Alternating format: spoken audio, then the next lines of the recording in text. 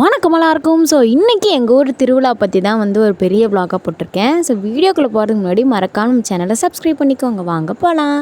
So இன்றைக்கி வந்து எங்கள் அம்மா வந்து அளவு குத்துறாங்க. நைட்டு தான் வந்து அளவு எல்லாம் குத்துறாங்க. ஸோ அதனால் அம்மா வந்து வீட்டிலேருந்து கிளம்புறதுக்கு பூஜை எல்லாம் போட்டுட்டு சாமி கும்பிட்டுட்டு அதுக்கப்புறம் தான் கிளம்பணும். தீச்சட்டியும் அளவும் குத்துறதுனால பானை மாலை எல்லாமே வந்து வாங்கிட்டு போகணும். எங்கள் அப்பா வந்து கோவில் போகிறதுக்கு என் மனைவி வந்து நல்லபடியாக போயிட்டு வரணும் அப்படின்னு சொல்லிட்டு போகும்போது சாமி கும்பிட்டுட்டு இருந்தார். எங்கள் அப்பா வரல, நாங்கள் மட்டும் தான் போகிறோம். ஸோ போகிறதுக்கு முன்னாடி நல்லா எல்லாமே நீட்டாக இன்றைக்கி வந்து சூப்பராக சாரீ கட்டியிருக்கோம் அப்படின்னு சொல்லிட்டு எல்லாம் ஃபோட்டோஸ்லாம் வந்து எடுத்துகிட்டு இருந்தோம். கோயிலுக்கும் கிளம்பியாச்சு.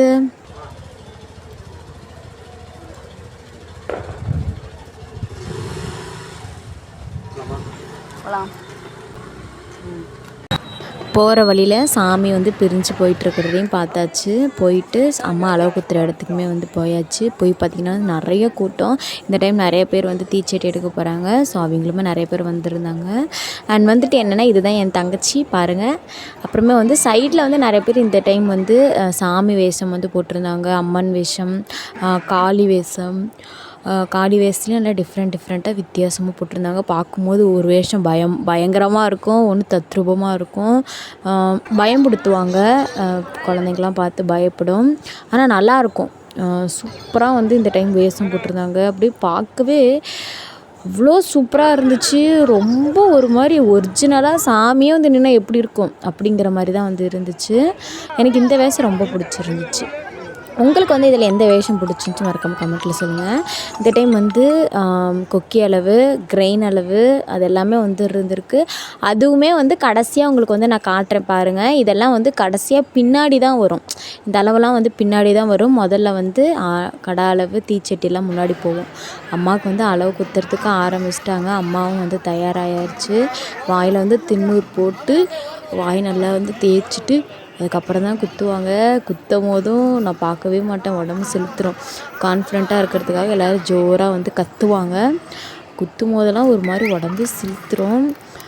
ஃபைனலாக வந்து குத்தியாச்சு. நான் பின்னாடி தான் நின்றுட்டுருக்கேன் பாருங்கள், வீடியோ எடுத்துகிட்ருக்கேன். ஒருமே அளவு குத்தினோன்னே தீச்சட்டி எடுத்து தலையில் வச்சுருவாங்க. வச்சோன்னு நடக்கவும் ஸ்டார்ட் பண்ணிடுவாங்க. இதில் என்ன ஒரு பெரிய விஷயம் அப்படின்னு பார்த்திங்கன்னா, தீச்சட்டியும் விழக்கூடாது, அளவும் ஆடக்கூடாது. ஆடுனுச்சுன்னா ரொம்ப வலிக்கும், ரொம்ப பெயினாக இருக்கும். எனக்கு தெரியும். எங்கள் அம்மா வந்து எனக்கே ஒரு மாதிரி இருந்துச்சு, ரொம்ப கஷ்டமாக இருந்துச்சு. ஆனால் இது வேண்டுதலுங்கும் போது அம்மா வந்து இதோட 4வது டைம் என்னமோ அளவு குத்துறாங்க. இப்போ தலையில் வந்து தீச்சட்டி வச்சு அளவு. இது ரொம்ப வந்து தீச்சட்டி விழவே கூடாது. அம்மா வந்து ஆனால் தீச்சட்டி பிடிக்காமே தான் அதிகமாக வந்து நடந்துட்டு இருந்தாங்க.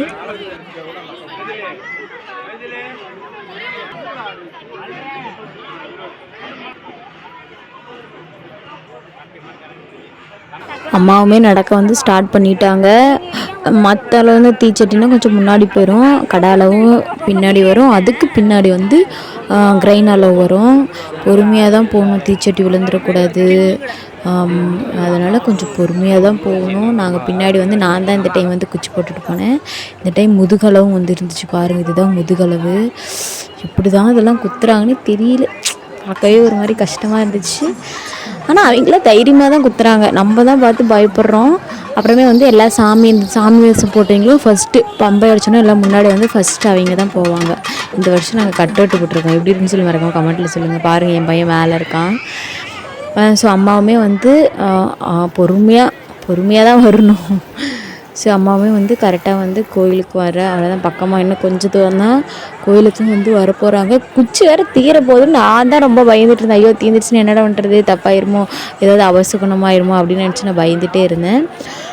குச்சி கரெக்டாக தான் இருந்துச்சு. கோயிலுக்கு போயிட்டு அங்கே ஒரு 3 ரவுண்ட் சுற்றிட்டு அதுக்கப்புறம் தான் வந்துட்டு அளவு வந்து கழட்டுவாங்க.